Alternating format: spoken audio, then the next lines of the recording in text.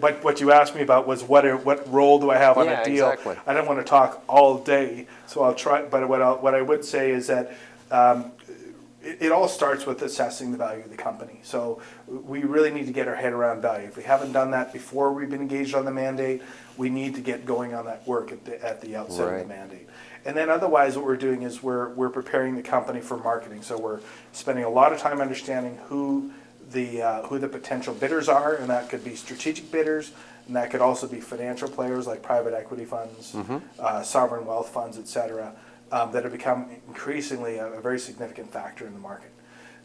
So we spend a lot of time assessing bidders. We spend a lot of time preparing marketing material for the sale process, so that we have a lot of due diligence material available for those bidders that want to dig in and start to look under the hood of the company. So we need to get a data room ready. We want to have marketing material. We need to prepare the management team to give management presentations to bidders. So there's a whole lot of presentation around engaging with bidders and helping them get through the due diligence process, and ideally quickly. And as I mentioned, in a hostile bid or an unsolicited bid context, the timelines are very accelerated, so we need to be able to move very quickly.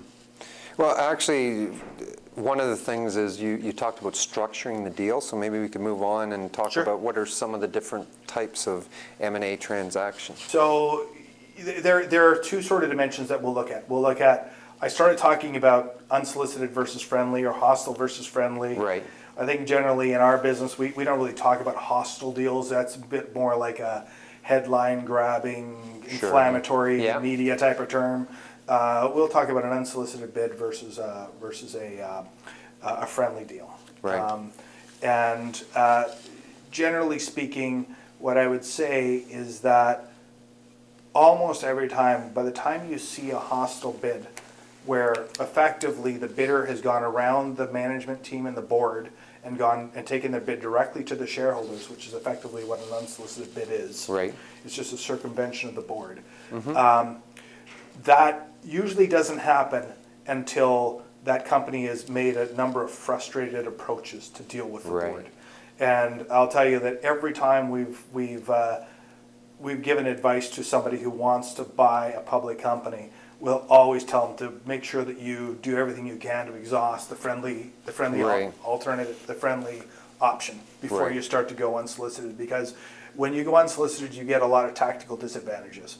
By having a friendly deal, what you have in place are a number of deal protections. So if you go and you announce a deal on a friendly basis, you have things like a break fee if someone tops your bid.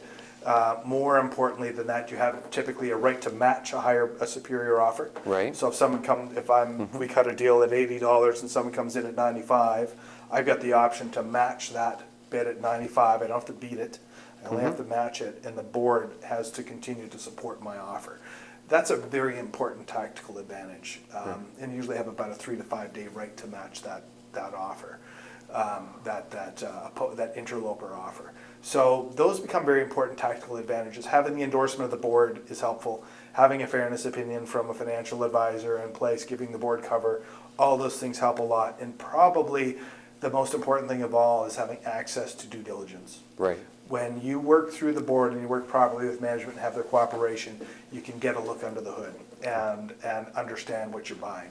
When you're going on an unsolicited basis, a lot of the negotiation comes around, we'll make you this offer, $80 for your company, Sean, but if I could get access to some due diligence, maybe I could increase my offer to $90. Okay. So a lot of times that just puts pressure on the board to engage and allow access to the bidder. So, so that was what I would describe as sort of the hostile versus friendly dimension. Right. Generally speaking, the unsolicited bid is really a last alternative. And as for the takeover bid versus plan of arrangement, I think what we're seeing now is the majority of deals that are getting done in the public market are plans of arrangement, which basically is a court approval process where there's a shareholder vote. The timeline is slightly different than it is for a tender offer. With a tender offer, what all that's happening is an offer is made for the shares and the shareholders tender to that offer. If you're going on an unsolicited basis, the only way you can do it is on a tender offer basis.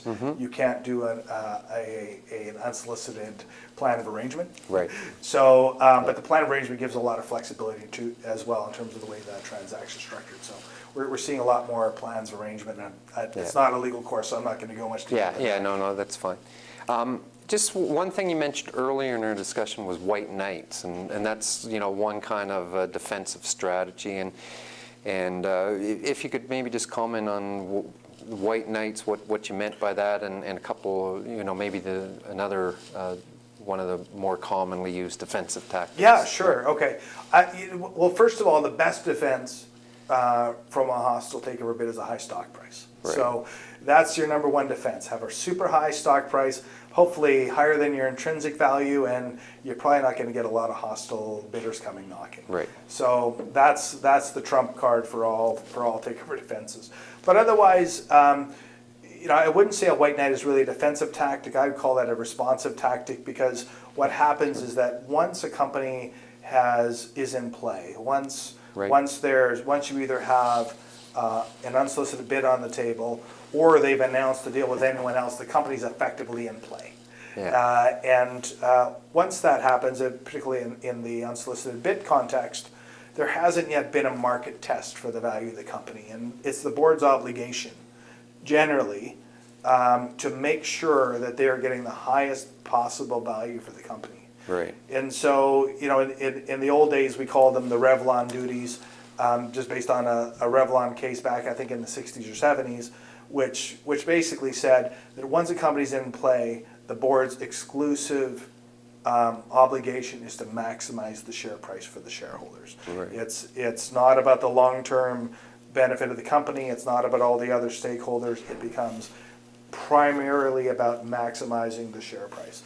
And so when you go about a white knight, what you're really trying to do is you're trying to find a competitive bidder who's going to top the unsolicited bidder, and Right. make sure that if the company sells and your shareholders are losing the opportunity to continue to have their investment in your company, that they're getting the highest value possible.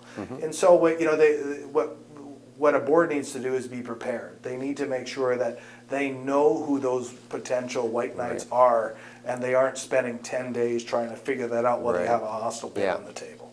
Because there's plenty going on when you got a hostile bid on the table. You got lots to worry about. You got the press, you've got all that other stuff, and you don't want to be worried about the basics. So ideally, you'd want firms who you think that you would be of ultimate value to. Right, yes. So you're looking, and the other thing about value when you're talking, it really is a combination of the math and the finance, but there's also a very heavy dose of strategy in there. Right. And so what you really have to assess, and our job as an investment banker, really is to assess the strategic value of this company in the hands of various acquirers. Why would acquirer A really need to own this company? And there's going to be a different reason why company B really needs to own your company. Right.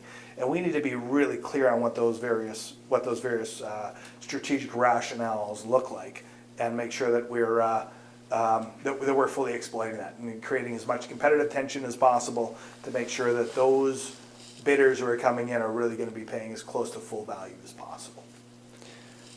Okay, so actually just one other thing before we leave this topic. Sure. Maybe just briefly explain poison pills or shareholder rights plans and how they work and how they're used. Sure.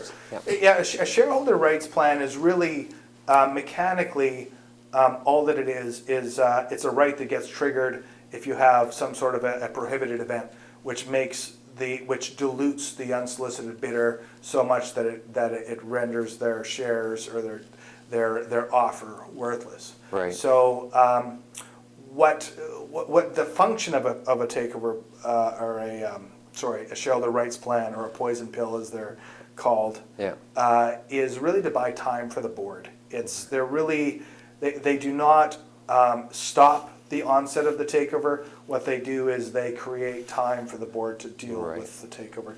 Now, what's happened is that under the new takeover bid rules, with bids needing to be open for 105 days, most of the rights plans, really bought the board something like 60 days or 90. 90 days would be a very aggressive rights plan.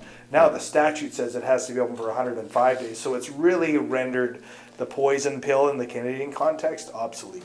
Yeah, okay.